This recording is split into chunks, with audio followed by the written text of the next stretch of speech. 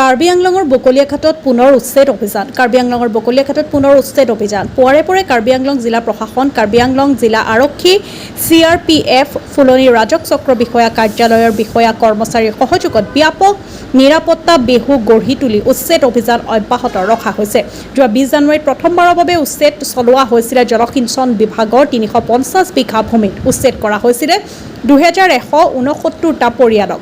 শুকুৰবাৰে পুনৰ 3টা মন্দিৰ আৰু কেইবাটাও বাসগৃহক উচ্ছেদ কৰা হয়। কাৰ্বি আংলঙৰ পৰা জয়দীপ দাসৰ ৰিপৰ্ট, নিভাজ অসমনে। আচলতে ইয়াতে আজি ইলেকশ্যন কৰা আমি শুনামতে ভিতৰতে সোমাব পোৱা নাই। কিহৰ কাৰণে ভিতৰত সোমাব পোৱা নাই সেইটোতো আচৰিত লাগিছিল মোৰ ফালৰ পৰা। ইচ্ছা শুনি পোৱা বৰ্তমান শুনি পোৱাটো মন্দিৰ দুইটাহে ইলেকশ্যন কৰিব বুলি শুনি পাইছিলে, বাকীখিনিতো ইলেকশ্যন নকৰিব বোলে শুনি পাইছিলে। তথাপি সি অকমান জাগাতে 2 ফেজ সেকেন্ড ফেজ কৰা আৰু এতিয়াওতো এবাৰ ইলেকশ্যন কৰা খতম নকৰিলে আৰু নেক্সট বাৰ কৰিব নেকি? সেইটো কাৰণে এবাৰ চব ক্লিয়াৰ কৰিব লাগে বোলে। আমাৰ যোনটো আন্দোলন কৰা হওঁতে আজি আহিছো, মানে ইলেকশ্যন কৰাটো সিহঁতে চব ক্লিয়াৰ কৰিব নকৰে বোলে চাব আহিছো, হ'লে বি ভিতৰত সোমাব দিয়া নাই। সেইটোতো আচৰিত কথা হয়। এইটো আমি ইয়াতে কাজিয়া কৰিবলৈ অহা নাই, আমি ইয়াতে কোনোবাৰ লগত হাই তৰ্ক কৰিবলৈ অহা নাই। তথাপি যোনটো ইলেকশ্যন থকা জাগা মাটিটো ইলেকশ্যন কৰিব লাগে বোলে আমি আহিছো, হ'লে বি জাগাতে আমি সোমাব নাপায়, চাবলৈ নাপায়, এইটো কি নিয়ম? আৰু এটা কথা মই ক'ব বিচাৰিছিলো, ষ্টুডেণ্ট হওঁতে ই ৰাস্তা সোমাব নাপায় আৰু সাংবাদিককে সোমাব নাপায়। কিহৰ কাৰণে? সেইটো সাংবাদিককে এইটো ভিতৰত সোমাবলৈ এইটো অধিকাৰ আছে, কিহৰ কাৰণে সোমাব দিয়া নাই? সেইটো আচৰিত মই ভাবিছিলো। আৰু এটা কথা মই ক'ব বিচাৰিছিলো, মুছলিমহঁতক ইলেকশ্যন কৰে, বিহাৰীহঁতক না বেংগলীহঁতক কিয় ইলেকশ্যন কৰা নাই? আৰু এইটো বেদখলকাৰী মাটি কিয় পটা দি আছে? ক'ৰ পৰা পটা দিয়া অধিকাৰ আছে? সেইটোতো আচৰিত লাগিছিল। সেইটো কাৰণে এইটো বিষয়তে মই ক'ব বিচাৰিছো, মানে আজিতো ইয়াতে উচ্ছেদ কৰা ভালকে উচ্ছেদ কৰিব লাগে। যদি ভালকে উচ্ছেদ নকৰে আকৌ আমি আন্দোলন কৰি থাকিব। আজিৰ পৰাই আন্দোলন কৰা আৰম্ভ হ'ব। সেইটোৱে মই খিনি পৰা ক'ব বিচাৰিছো। কিমান পৰিয়াল আৰু বেদখল কৰি আছে বুলি ভাবিছে? আমি বেদখলকাৰী এইটো বেদখল মাটিটো যে ইলেকশ্যন আজি উচ্ছেদ কৰাটো আমিতো মানে ইয়াতে যিখিনি মন্দিৰ চাইডতে বাকীখিনি আছে চব কৰিব বোলে। হা, কিমান পৰিয়াল আছে? পৰিয়ালটো ৰাইট লেফ্ট 300 ফিট সেইটোতো চব ক্লিয়াৰ কৰিব লাগে। সেইটো চব ক্লিয়াৰ কৰিলেহে আমি আন্দোলন। নহয় 150 ফিট নহয়, এইটো টোটালি 300 ফিট লেফ্ট ৰাইট হওক।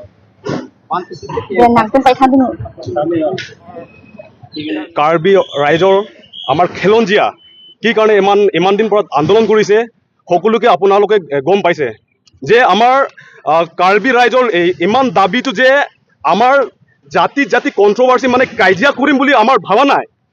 যে যোন ইয়াত আমাৰ কাৰ্বি আংলং 6 শিডিউল লেণ্ড, কোন ইয়াত আমাৰ মাটি, আমাৰ কাৰ্বি মাটি যোন ইলিগেল এনক্ৰচমেণ্ট আছে ইহঁতৰ কাৰণে খেদাব লাগে, যা ইভিকশ্যন কৰিব লাগে বুলি আমাৰ আন্দোলন কৰি আছে, আমাৰ দাবী কৰি আছে। কিন্তু আজি আমাৰ দেখি পাইছে যে ইয়াত বলংকমাজি ইয়াত ইৰিগেশ্যন ডিপাৰ্টমেণ্ট ভিতৰত এতিয়া ইভিকশ্যন কৰি আছে। ইয়াত ক্লিয়াৰলি মানে ইভিকশ্যন কৰিব নে না নকৰিব, এতিয়া আমাৰ কনফিউজ হৈ আছে। এতিয়া জাতি মানে ভাগ কৰাৰ নিচিনাহে এতিয়া আনি আছে চৰকাৰ অন্তৰ।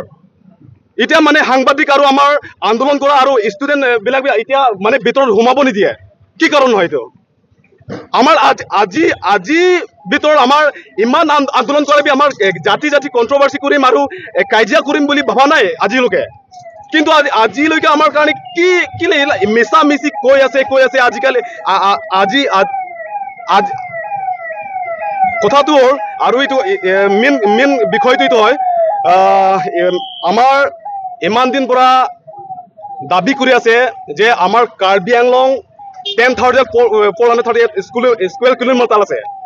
সেই স্কুৱেৰ কিলোমিটাৰ যে যিমান বেদখলকাৰী মাটি ইলিগেল মানুহ অন্তৰ থাকিছে, ইহঁতৰ অতি সোনকালে ইয়াৰ পৰা গুচি যাব লাগে আৰু চৰকাৰ অন্তৰ্বি যে এইটো ৰেছপনচিবিলিটি ল'ব লাগে ইহঁতক খেদাব লাগে ইমানে আমাৰ দাবী কৰিছোঁ আমাৰ জাতি কাজিয়া কৰিম বুলি ভবা নাই আমাৰ জাতি কণ্ট্ৰভাৰ্চি কৰিম বুলি ভবা নাই যোন দাবী এইটো দাবীটো যে ইলিগেল ইনক্লুমেণ্ট যিমান মানুহ আছে ইহঁতৰ কাৰণে অতি সোনকালে ইভিকশ্যন কৰিব লাগে আৰু খেদাব লাগে আমাৰ খেলঞ্জীয়া মাটি ভূমিপত্ৰ এইটো হেৰাব নিদিওঁ আৰু আমাৰ এইটো যদি মাটি এইটো যদি চৰকাৰ অন্তৰ যদি আমাৰ বিপদবোৰ যদি নাচায় আমাৰ এইটো আন্দোলনটো আগবাঢ়িয়ে গৈ থাকিম ইমানে